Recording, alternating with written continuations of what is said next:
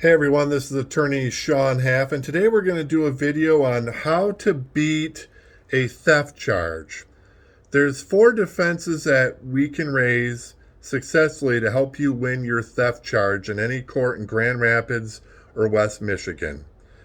The first way you can win a theft charge is by proving that the prosecution has identity issues and they cannot prove you stole an item beyond a reasonable doubt.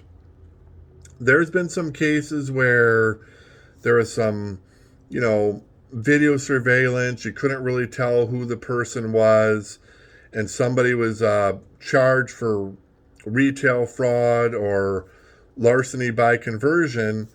And when push came to shove, the prosecutor couldn't prove the identity of the person that took the item. So that's one way you can win a theft charge if there's an identity issue. The second way you can win a theft charge is intent issues. If you meant to borrow something from somebody and return it, you can't be charged with a theft crime because you didn't have the intent to steal the item. There's been successful arguments made where it was shown that somebody thought they could borrow something or they intended to borrow and return it within a reasonable amount of time, and that was a successful defense and the prosecutor couldn't prove their case beyond a reasonable doubt. Now, if you borrow something and it's 3 months later and you haven't returned it to somebody, you're probably not going to win on a you intended to borrow type of defense. Then there's consent issues. We call this the permission defense, where you're able to bring in evidence that suggests the person's property that the prosecutor claims you stole, you actually were given permission to take the item, or it was given to you as a gift. And if you're able to do that, the jury has to come back with a not guilty verdict. Finally, there's Fourth and Fifth Amendment issues.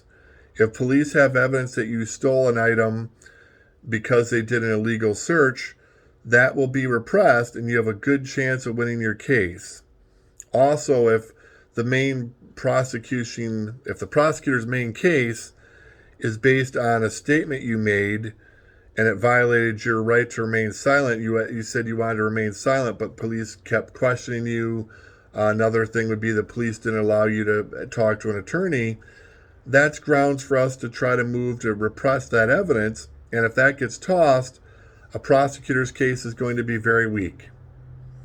If you have any questions, please feel free to contact me directly at 616-438-6719.